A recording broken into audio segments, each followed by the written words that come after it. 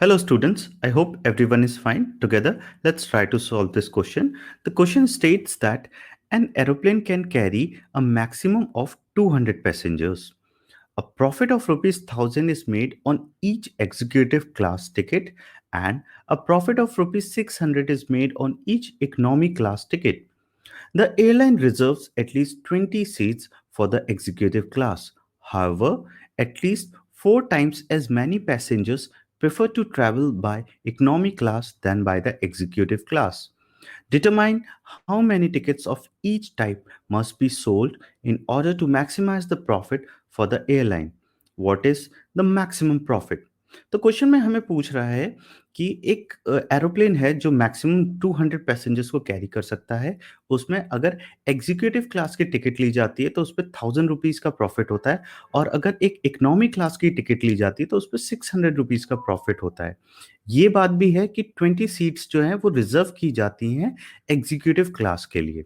इसमें एक और पॉइंट इन्होंने ऐड कर दिया कि 4 टाइम्स ज़्यादा पैसेंजर ट्रैवल करते हैं इकोनॉमी क्लास में देन एग्जीक्यूटिव क्लास। इसका क्या मतलब है कि लेट्स सपोज़ अगर एग्जीक्यूटिव क्लास में एक पर्सन जा रहा है तो उसी के अकॉर्डिंगली 4 टाइम्स ज़्यादा यानी कि 4 पर्सन जो होंगे वो इकोनॉमी क्लास में जाएँगे।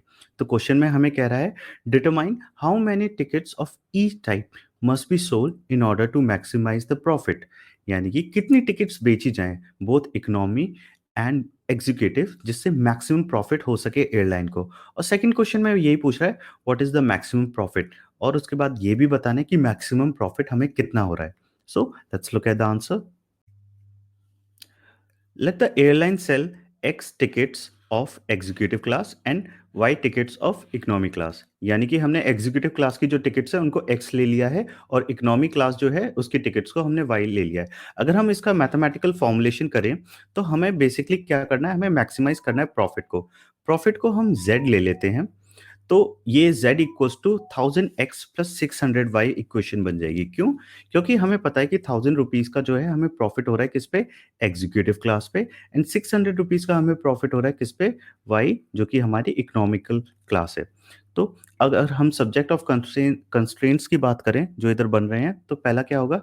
x plus y lesser than और इक्वल्स टू 200 मतलब x एंड y जो टिकट्स है इकोनॉमिकल एंड एग्जीक्यूटिव क्लास वो 200 पैसेंजर से ज़्यादा नहीं होगी। तो इससे ये भी पता चलेगा कि x इज़ ग्रेटर देन और इक्वल्स टू 20। क्यों? क्योंकि उसने बोला था कि रिजर्व सीट्स जो हैं एग्जीक्यूटिव क्लास के लिए वो मिनिमम 20 है। तो 20 तो होंगे ही, एग्जीक्यूटिव क्लास इससे ज़्यादा भी हो सकती है। थर्ड कंस्ट्रेंट जो बनेगा वो बनेगा y minus 4x which is either equals to 0 और ग्रेटर देन 0 और जो लास्ट बनेगा x and y is greater than और इक्वल्स टू 0 यानी कि x and y both values would be positive. Therefore, we will make the feasible region which is as follow.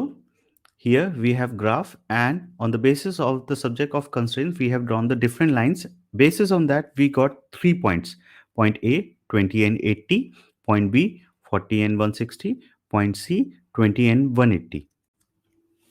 Hence जो corner points मिले हमें A 2080, B 4160, C 2180 from the graph उनके basis पे अब हम क्या करेंगे Z को निकालेंगे। Remember Z is the profit जो हमें मैक्सिमाइज करना है। So these are the corner points here and this is the value of the Z which is 1000x plus 600y। So जब हम देखेंगे पॉइंट ए पे which is 2080 this comes out as 68,000 on point B 4160 this came as 1,36,000 and on point C 2180 this came as 1,28,000। अगर इन तीनों values को हम compare करें so maximum जो है वो पॉइंट बी पे है 4160 पे विच इज 1,36,000। दस द मैक्सिमम प्रॉफिट जो हमें मिल रहा है that is value of Z is 1,36,000 और ये जो आए हैं हमारे पॉइंट बी पे आए हैं which is 40 and 160। Hence we can say that 40 tickets of executive class and 160 tickets of economy class should be sold and this is to maximize the profit। और अगर हम maximum profit की बात करें which came out as 1,36,000। So this is the answer of the question. I hope my explanation has helped you to understand it. Thank you.